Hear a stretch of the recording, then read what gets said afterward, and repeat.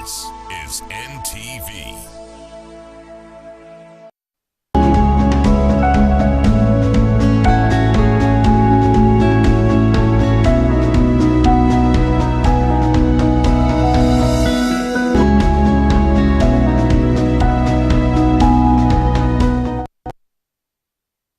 Thanks our viewers for joining us. I'm Karaga Baldwin's coming to you live from the Kampala Center International Conference Center, and thanks for keeping us as your #1 station.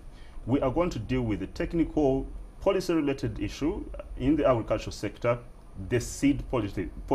It's referred to as the National Integrated Seed Policy, and I need you to join with me because this is really quintessential for your understanding, especially on how to develop the agrarian industry of this country. Before we go into further detail of the discussion, let's have this introduction.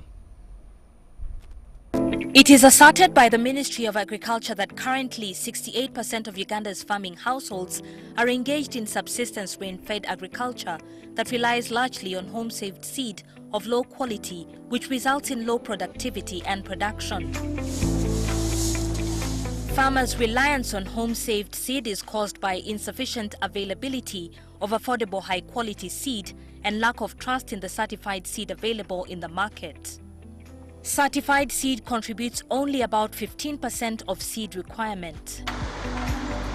Due to the inability of seed companies to supply required quantities of certified seed and the limited capacity in the regulatory system, an estimated 30 to 40% of seed that is traded in the market is counterfeit.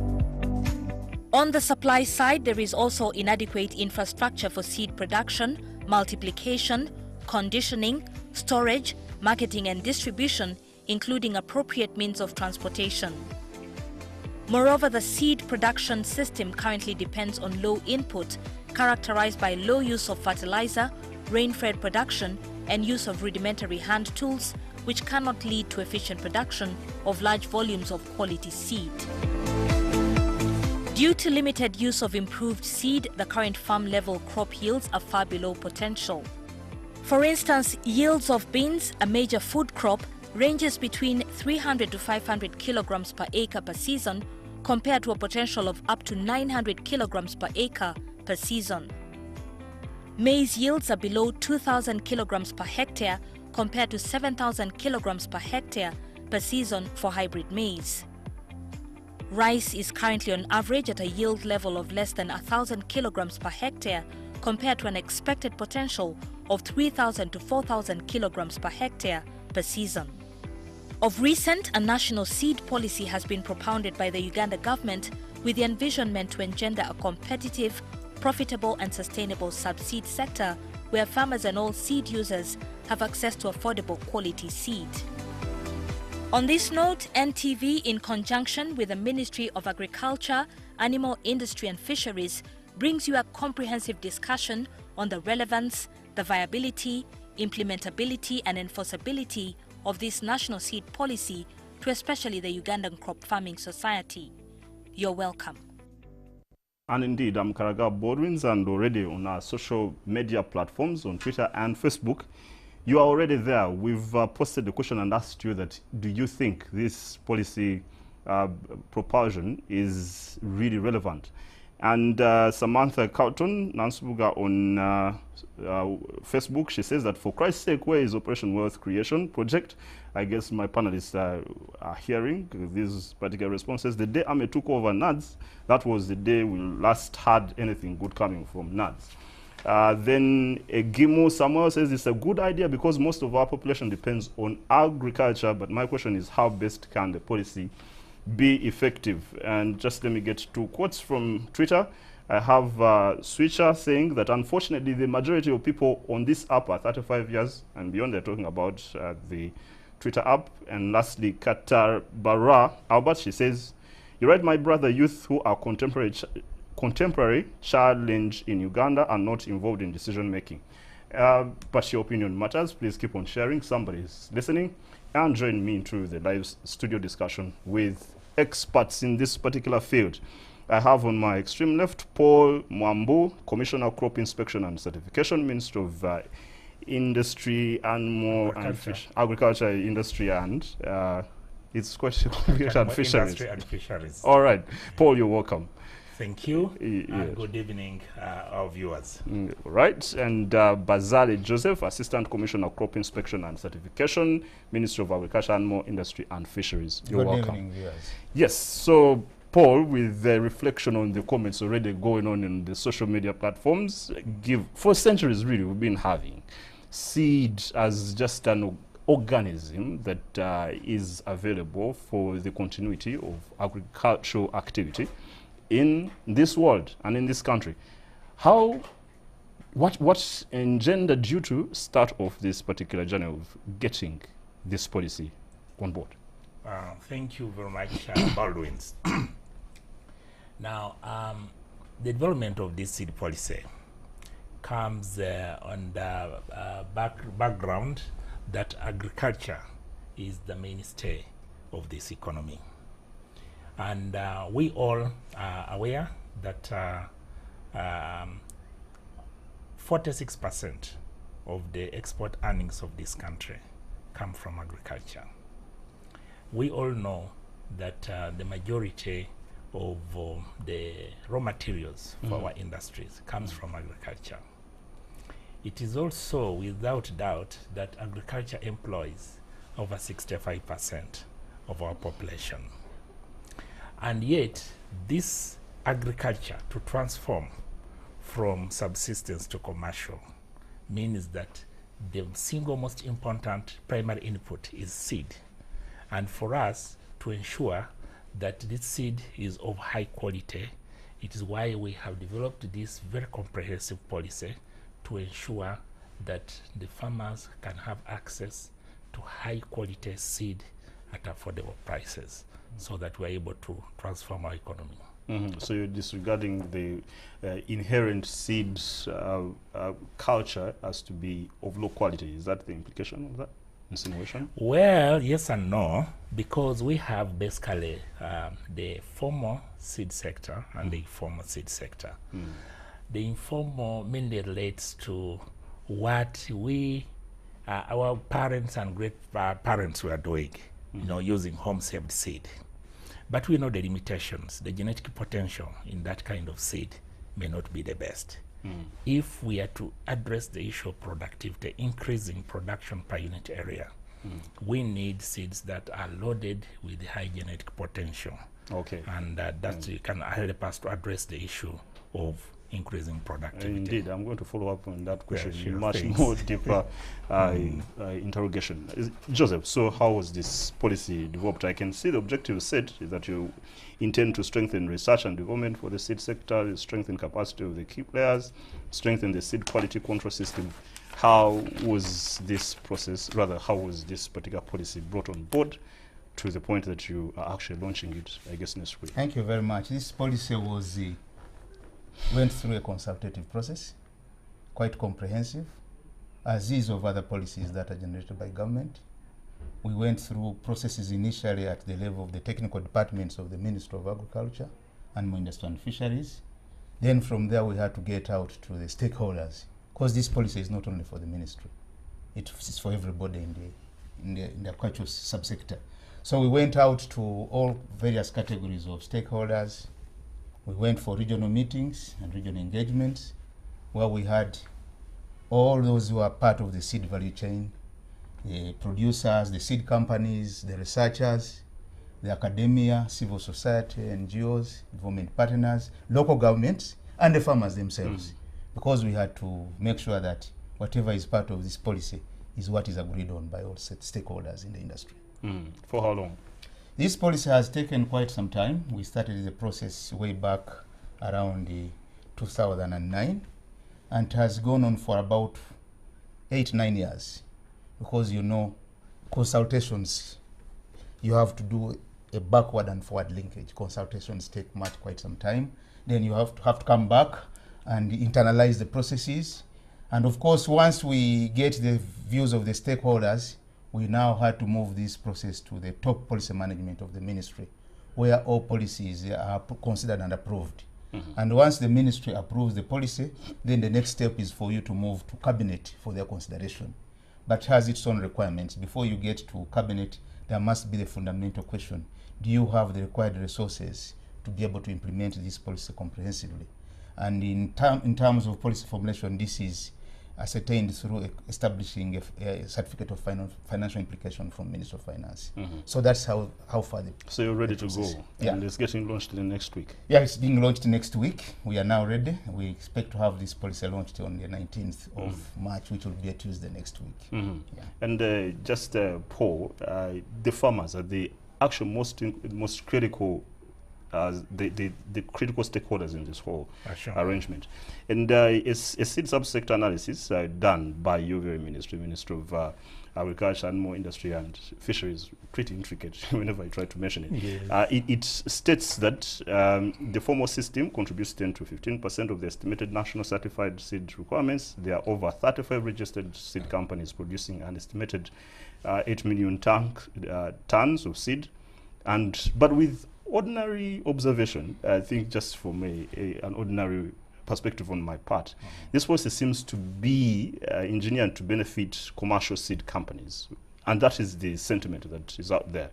People who want to now put just the commercial profit interest on the fore of this entire country and the farming community, for them to profit and to benefit, not necessarily to get greater agrarian performance as a country.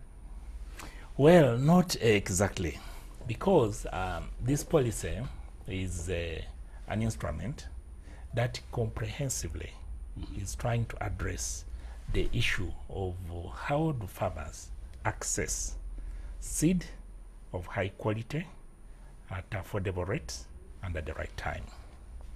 But also, the policy is trying to address the entire seed value chain, from research and development through the multiplication with the certified seed companies, through transportation and distribution, up to the point when the farmers access this.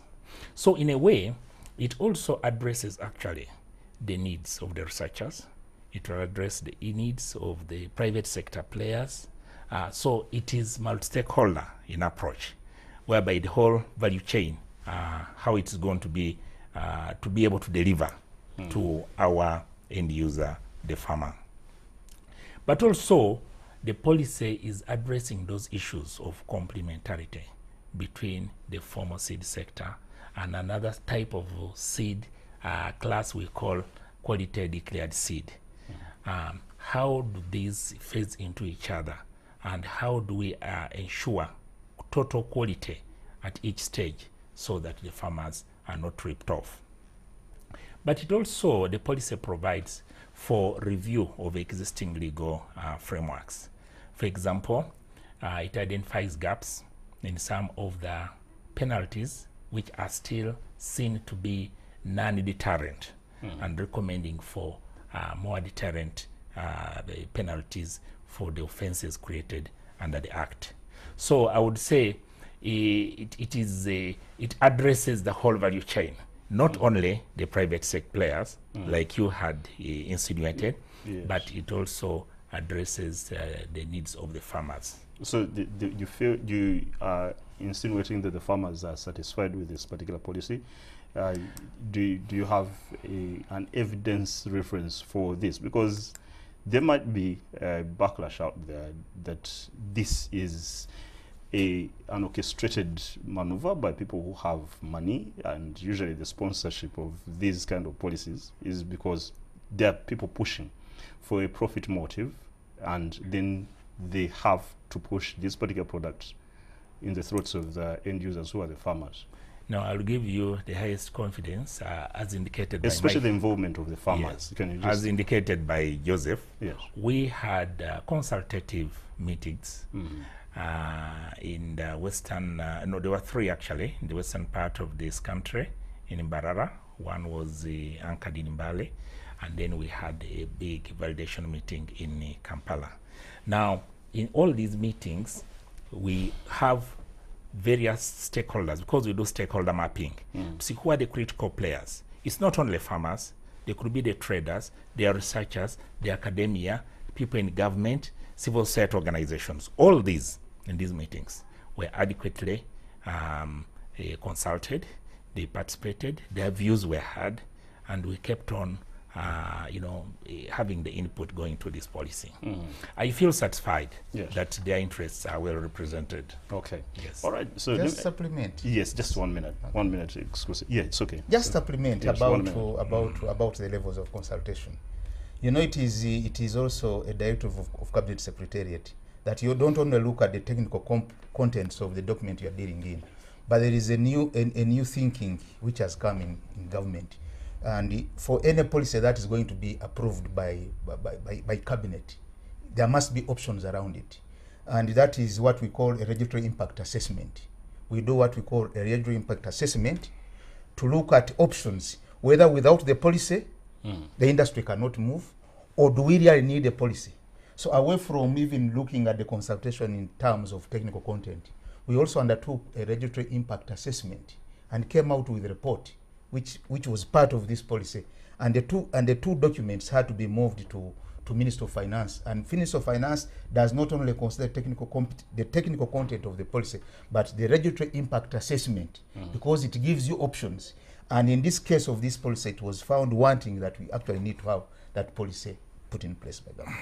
Great assertion indeed and response to this. So let me go for a break. When I come back, I need us to discuss the certification process. How do you qualify a seed that is now viable and appropriate for the market? Thanks our viewers for keeping with us this Saturday evening. Let's go for a break, then we'll return, continuing to this discussion. Thanks.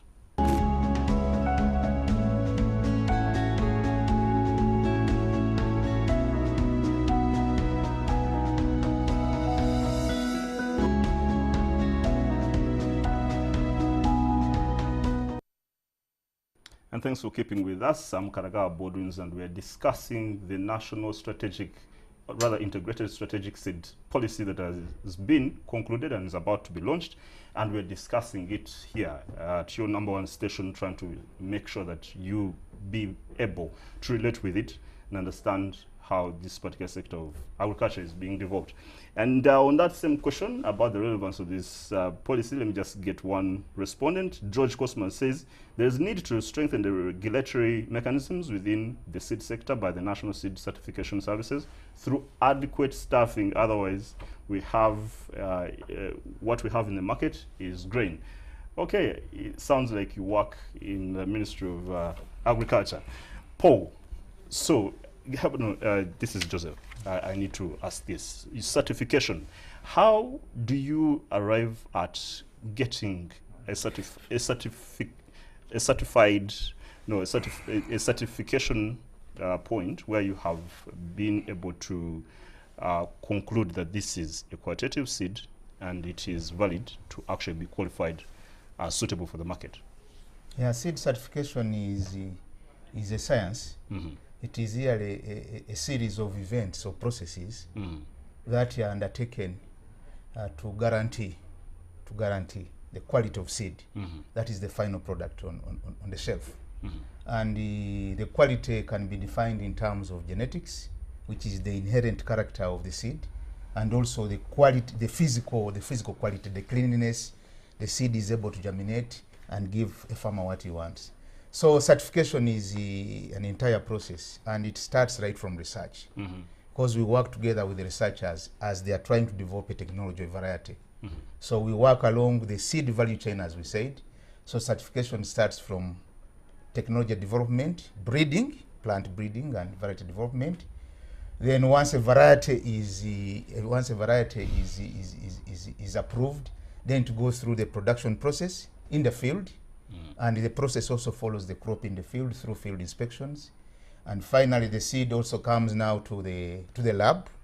The lab now does the final testing and guarantees that actually the seed has gone through that process. So it is that series of events, and that's what we call seed certification. And in all that, we have basic standards that we follow. They are laid out standards developed through research. You have a standard for a crop in the field. You have a standard for the seed in the lab. And when that is done, finally, then you test the seed, you pack it, and then you give it a label. And the label is the final quality mark that actually the seed has gone through all those processes. So in short, that's what we go through with the seed certification process. Yeah. Okay, let me just get to Paul about this, because this is pretty challenging and quite relatable to the sentiments of the public about the fears of GMOs. The people believe that it's the nature rather than the manufacture of seeds which is appropriate and sustainably healthy way to continue our farming practice. And so we need to understand how the ministry itself is addressing the fears of the general public and indigenous farming society, that this way is a backdoor for legitimizing and forcing GMO seeds on Ugandan farmers with the objective to kill inherent local seeds. Now, thank you very much, Baldwin, for asking that question.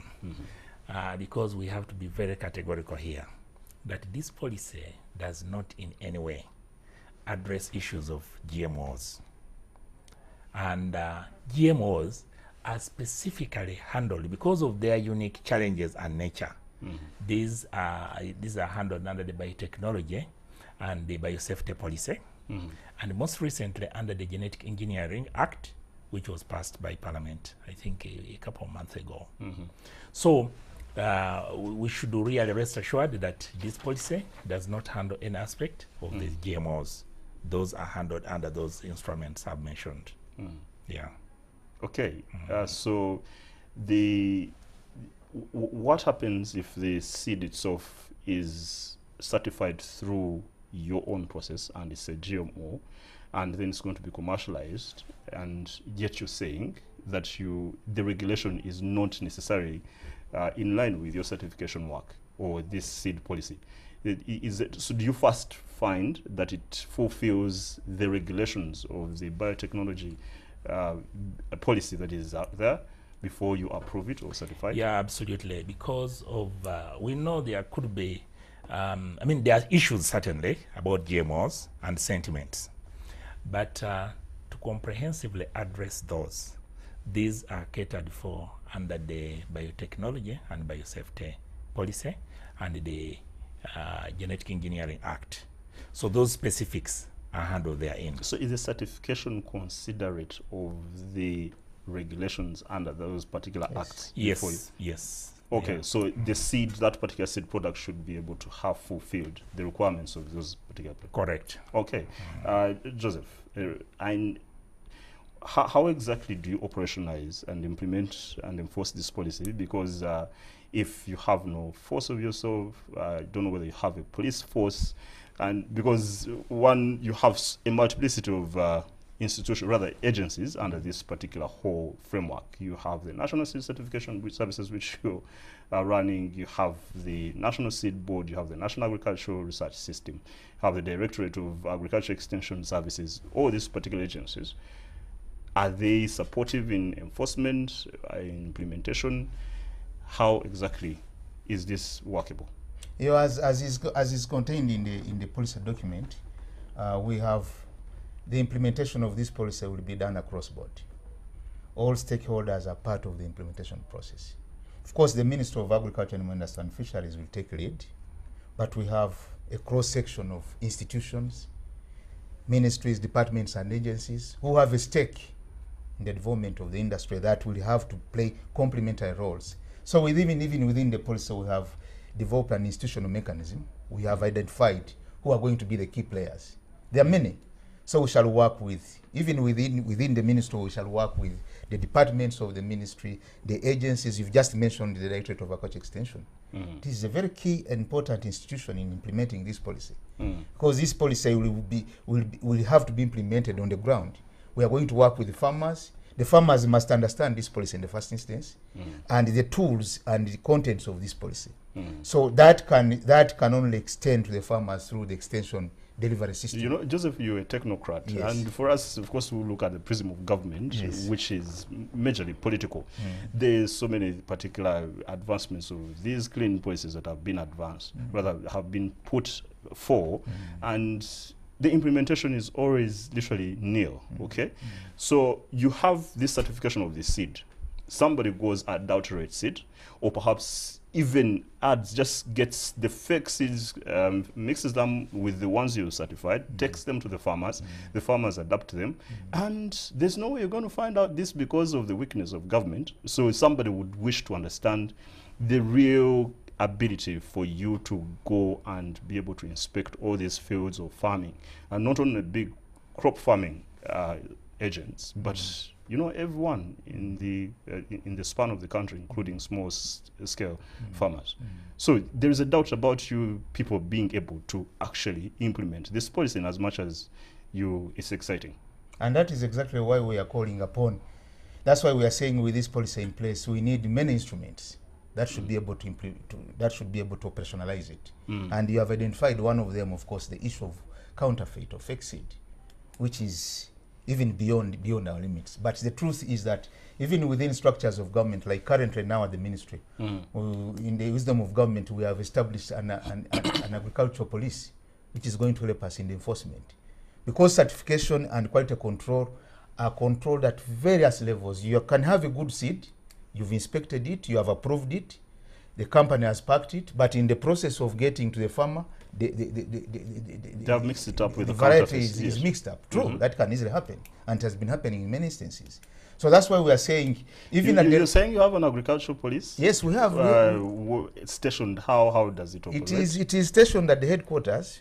It is stationed at the headquarters. Okay. But it also has its presence in the districts, because in each of the districts we have got a district police enforcement desk that relates to the center.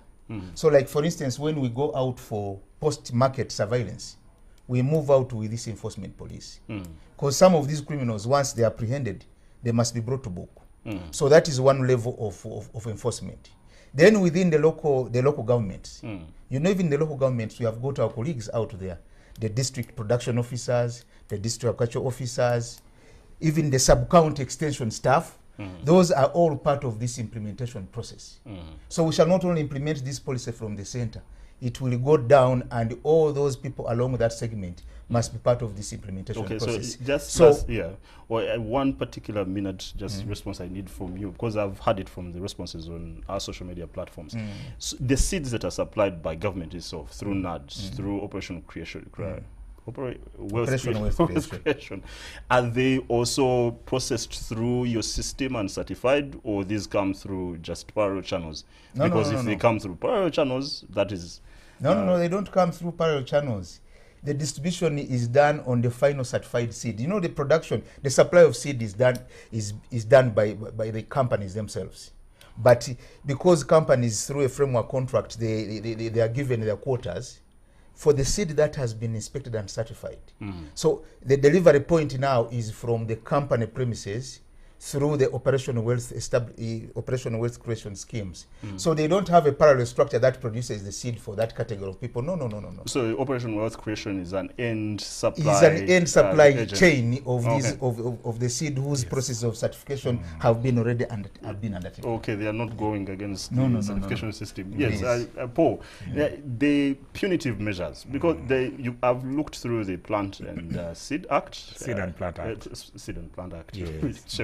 At least they're quite similar. So the enforcement sanctions and reward mechanisms, I think provision 5.3 says that the implementation of this seed policy will require strict enforcement and sanctions to deter those involved in various malpractices, including sale or supply of counterfeit seed, and on and on. But it doesn't give specifics of punitive consequences to people who are actually caught in the act of fraudulence and going against the policy. So what if you cannot penalize quite sufficiently people who are breaching the order of this policy, then the policy is going to be simply a pie in the sky. True, I agree with you. That if there are no deterrent measures normally to restrain society, then people can do all manners of things. But the operable law that guides the seed subsector is the Seeds and Plant Act of 2006. And therein, there is section from section actually 19 through 20 to 24. It creates the offenses that described under this act. For example, tampering with the seed samples is an offense under this act. Altering official records in, for example, what we have inspected as the government inspectors, then you tamper with them, that is also an offense. And it goes ahead to describe the penalties. And the penalties is described under section 25 of this act. And the penalty is up to, for a conviction, is liable on conviction to a fine not exceeding 96 currency points. Or what is that in proper ordinary understanding? Okay, a currency point is an equivalent of 20,000 Uganda shillings. So 96 currency points times 20,000 times 20,000 would be, I think, 1,940,000, about 2 million shillings. Okay. But it also creates an option of jail, imprisonment for a term not exceeding 4 years, or both. So that means on conviction, somebody can be sentenced to pay the 96 currency points, imprisonment for 4, jail term not exceeding 4 years, or an option of one of the two, either to pay the fine or to go for a custodial sentence. So the act actually creates those offenses. But in your own particular assessment, do you feel that this is deterrent enough? Because if you're having an industrial company that is trying to produce these seeds and then does fraudulent market filtration with counterfeit seeds, or does anything that is criminal, and they're just supposed to pay 2 million, do you think this is really reasonable to create deterrence that you're talking about? Because I think this is something you should have addressed. Yeah, thank you very much, Baldwin. And actually, this is one of the provisions in this policy. It recognizes that as a gap, and we want to review this, because the general feeling in the consultations was that seed being a critical input, we need really deterrent penalties that will stop people from engaging into practices that can access low quality seed or fake seeds to the public. And yeah, certainly the feeling was that this needs to be reviewed upwards to make it more deterrent. Yeah, I think then you should have halted launching this particular policy before you deal with this, because if you pass it, it's going to imply that it's already an acceptable law framework and people can actually abuse this particular policy. No, the policy identifies the areas that we need to review, and it recognizes that in the act there is this weakness which has the penalties which are not deterrent enough. Because this is really, we're talking about the national economy. We're talking about livelihoods of the people. Absolutely. And certainly if you sold them things which are below the value that they believe they are paying for, then actually you are committing a very serious offense, and this should not be acceptable. Okay, so let me get into a break. I'm coming back to you, Joseph, for you to give a highlight about the coming event of launching this particular policy, and then we talk about the industrial technology of producing seeds becoming either defunct, in case it becomes defunct, or it's too expensive for our farming society. What is the country going to do? Thanks our viewers for keeping with us. Let's go for a short break and come back and wrap up this discussion.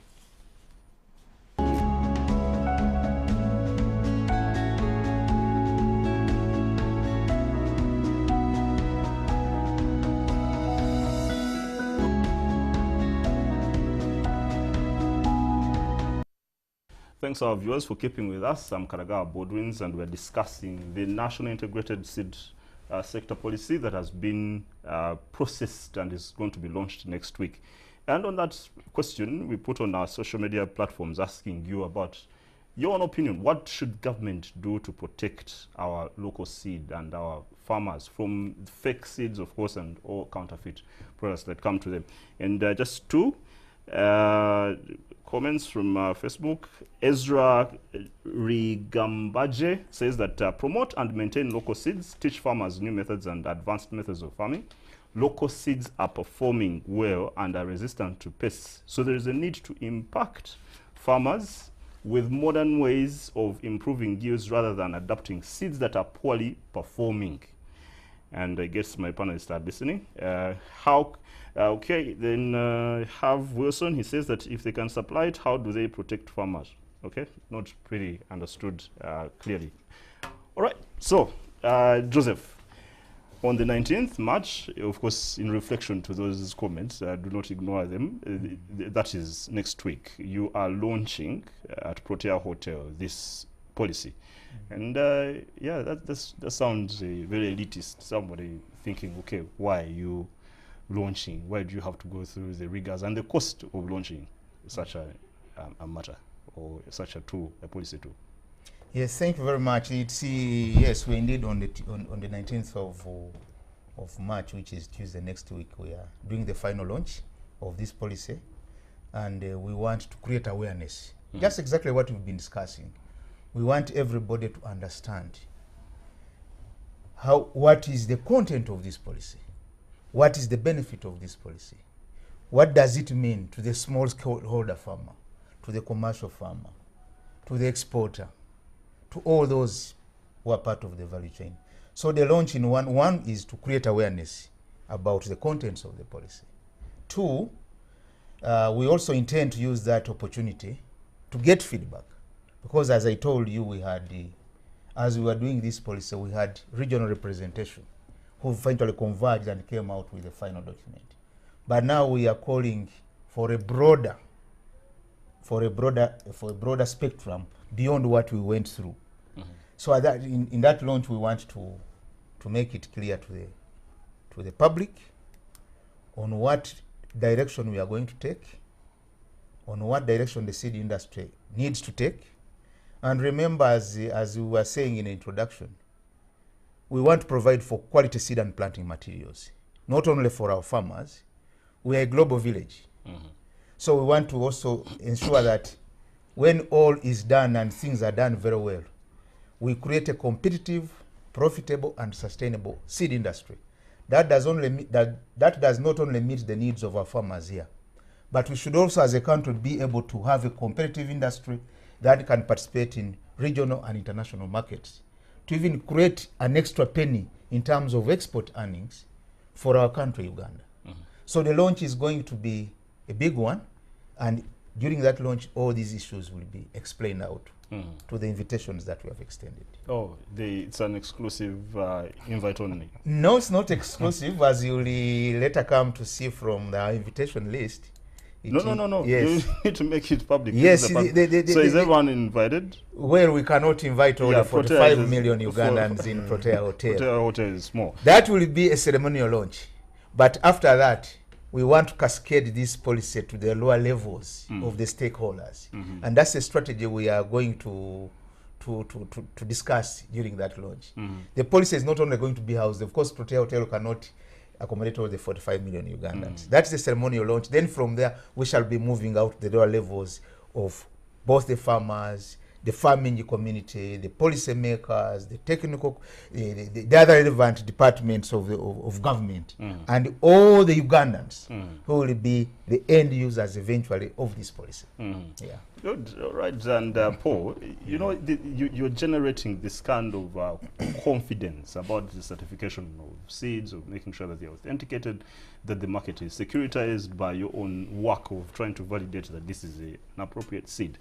But there's a question, and as you heard from one of the respondents, asking that, okay, why don't we simply concentrate on our local seed?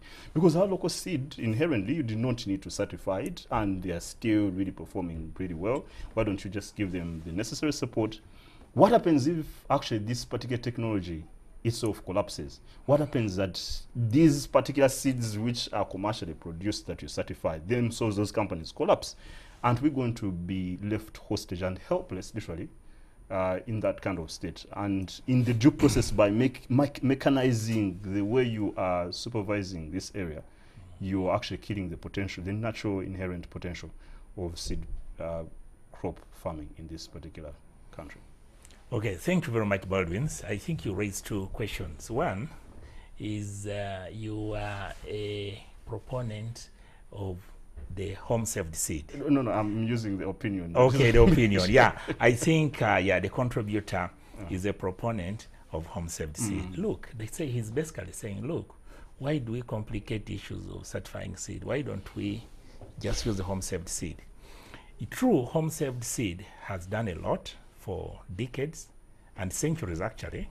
It continues to, but it has limitations on the potential that it can give us, even with all other inputs given to that seed.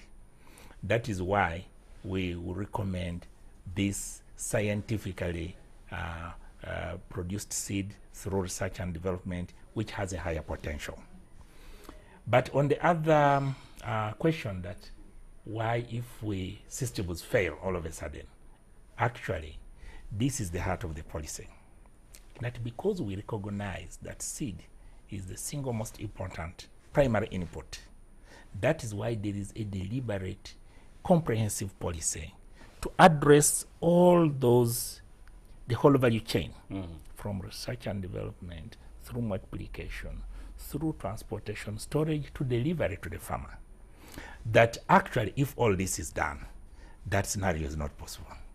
And that is actually the whole thrust of this policy. That because we take seed very importantly, it needs a comprehensive, well-structured process to safeguard the country from it. Because if a country without food, a country cannot stand, because when we are hungry. And so, therefore, so we can the assure process you. in this just imagine, just about a minute, maybe responding to that. In this entire value chain system, the entire distribution system, you mean the seed which is certified cannot actually get infected in the due process, and by the time it reaches to the final consumption usage, of course, which is the farmer, it's already messed up. And how protected is this particular seed you're saying that is really now of sure secure use? No, if I got you well, I thought you meant that how do we No, it's just a follow-up question, don't worry. Yes. That how do we protect ourselves that one day we don't wake up that we cannot produce this so-called quality exactly. seed. And I was telling you that these are processes which will ensure this seed is produced. No, the supply chain, the supply and distribution chain system is what I'm talking about. Okay. Do you find risks in that particular process? Absolutely, absolutely. He's already alluded to one of them, that after certification, you may find the labels broken, the seals broken, and some people may use the packaging of a brand which is known to be good. They color it the same and also make it pass as what farmers like. But there's also issues of transportation. Seed is a living material. The way it is transported has to be, it is well streamlined in the policy, but the way it is being done currently may not be the right way. When you transport a living thing, it needs to breathe. So if you're going to put it in a place which is devoid of oxygen, you are going to damage and affect how many of them will germinate. But also we have outright issues of some of the packaging materials which are not good for living materials. So it's a whole consortium of issues around there, and this is what this policy wants to address, to ensure that the quality is maintained right from research through the multiplication, transportation, storage, up to the end user, which is being used, either a smallholder farmer or a commercial farmer. Okay. Thanks, Paul. And on an ending note, Joseph, help us get a favorable picture of the future of the crop farming community or society in our country at the introduction of this particular policy. Is it going to make any betterment of the farming community? The crop farming community. Yeah, thank you very much. And the fundamental principle here is, as government, we are looking at how to support our farming community. And the drive is through transformation, as the mission statement of the ministry, to transform agriculture from subsistence to commercial agriculture, with the ultimate aim of improving our farm production and productivity, increasing our security on food, what we call household food and nutrition income, and also having our livelihoods secure from any disaster in form of hunger.